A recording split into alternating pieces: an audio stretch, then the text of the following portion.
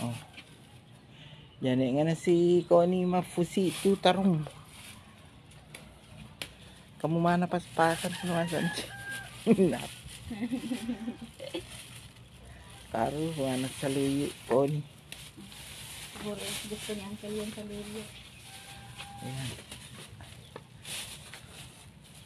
Oh, ayan ang okra. Ala, ang dami. Dami din bulaklak niya. Talong muna ang pitasin. Ang Ayan dami. yung okra namin. Second, ano yan? Second generation. Ayoko sa pinutol mo. Inabono ko lang. Alam mo yung talong ni Ma'am Kay na tinanim namin. Inamunga na yun. Mm.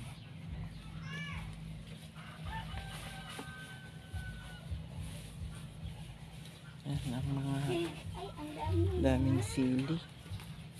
Ito yung langka.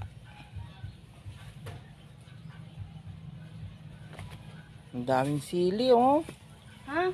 Karo, fungana. Ay, mga ano. Ayan yung mga okra namin oh. Karo, fungana. Every other day, nag-harvest kami ng bunga.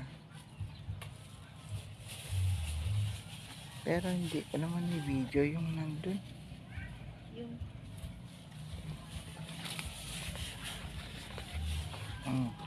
Tingnan mo kasi yung parang bunga. nag-ano yung mga dahon niya, ante. Gumano, no? Oo, nakubra na ikuan. Abono niya. Oo, yung saging nga, o tingnan mo yung saging inabono ako ya. Di ba yung dahon niya parang nag-green talaga?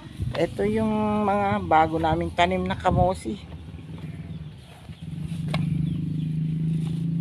Yung garo talbos niya. Ang lalaki, kamuti ng tigulin. Oh, tignan mo naman. Yan yung suha.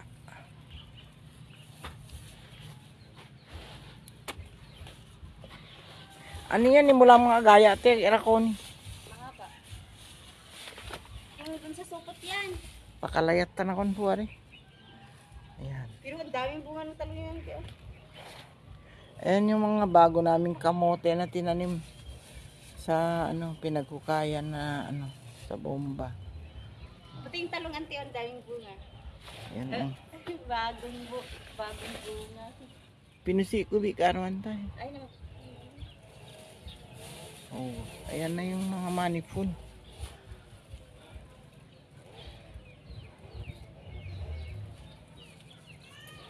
Yan ang yung palaya. Yung palaya, dito nun eh. Bunga na siya. Maliit lang gari.